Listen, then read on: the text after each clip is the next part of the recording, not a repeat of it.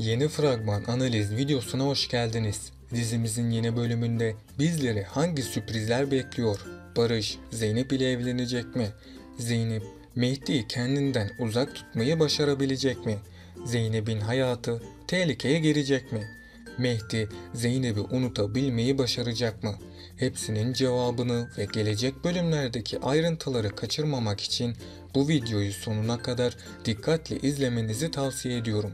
Öncelikle Zeynep'in artık merhameti yüzünden kendisine zarar gelmesini istemiyorsanız ve ayrıca dizimizin final yapmasını istemiyorsanız da beğeni tuşuna basalım ve kaç kişi aynı fikirdeyiz görmüş olalım. Dizimizin yeni bölümünde Mehdi her gün daha da güçlenmeye başlayacak. Mehdi güçlendikçe kendisine kötülük yapanlardan hesabını soracak.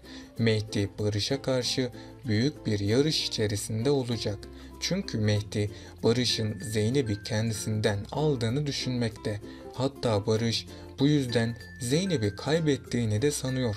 Halbuki Mehdi Zeynep'e kaba davrandığı için onu kaybetti ve Zeynep'i kendi elleriyle Barış'a teslim etmiş oldu. Bu yüzden Mehdi hem kendisinin hem de Zeynep'in geleceğini mahvetti. Önümüzdeki bölümlerde Zeynep çok büyük bir kararsızlığın içerisinde olacak. Çünkü Zeynep yeniden Mehdi'ye karşı aşk duyguları beslemekten korkacak. Zeynep Mehdi'ye aşık olmadığını söylese de kalbindeki gerçekleri saklayamayacak. Bu yüzden Zeynep, Barış ve Mehdi arasında bir seçim yapmakta oldukça zorlanacak. Zeynep ilk başlarda Barış'ın kibar ve aşk dolu kalbini sevecek. Sonrasında Zeynep, Mehdi de kendisini gördüğü için onun hakimiyetinde kalmayı tercih edecek. Eğer Zeynep kararsız davranmaya devam ederse bu onun sonu olacak. Çünkü hem Mehdi hem de Barış sonunda onu terk edecek. Zeynep de ömrünün sonuna kadar suçluluk duygusunu hissedecek. Yani Zeynep'in Barış ve Mehdi arasında artık bir karar vermesi gerekecek. Önümüzdeki bölümlerde Mehdi çok büyük tehlikelerle yüzleşmek zorunda kalacak. Çünkü Mehdi Cengiz'in teklifini kabul etmek zorunda kalmıştı ve onu yüzüstü bırakmayacağına dair söz vermişti. Cengiz de dışarıdaki tüm işlerini Mehdi'ye güvenerek ona teslim etmişti. Cengiz'in çok düşmanı olduğu için bu düşmanlar Mehdi'yi de rahat bırakmayacak. Mehdi güçlendikçe daha çok düşman onun peşini bırakmayacak.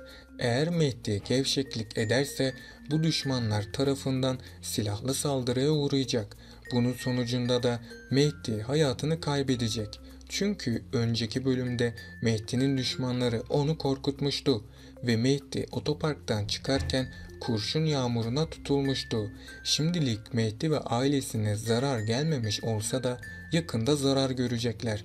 Mehdi'nin düşmanları ya Mehdi'yi ortadan kaldıracak ya da Mehdi'nin ailesini büyük bir zarara uğratacak.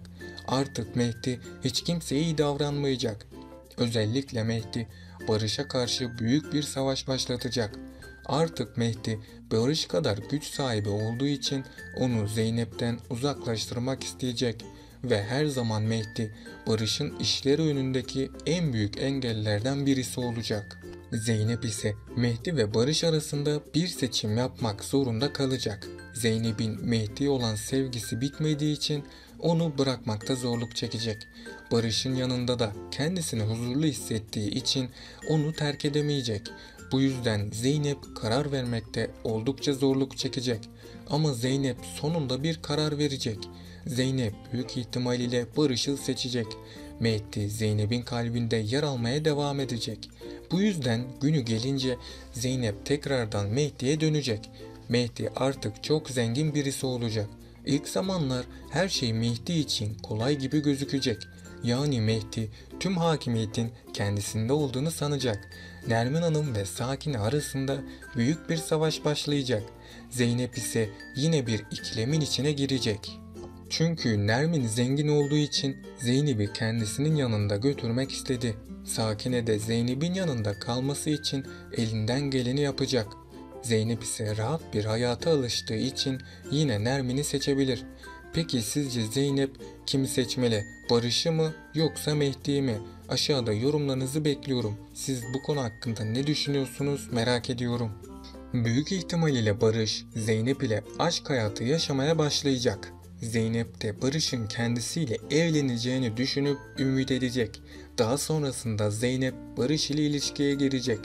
Ama bu birliktelik ikisinin de zararla sonuçlanmasına sebep olacak.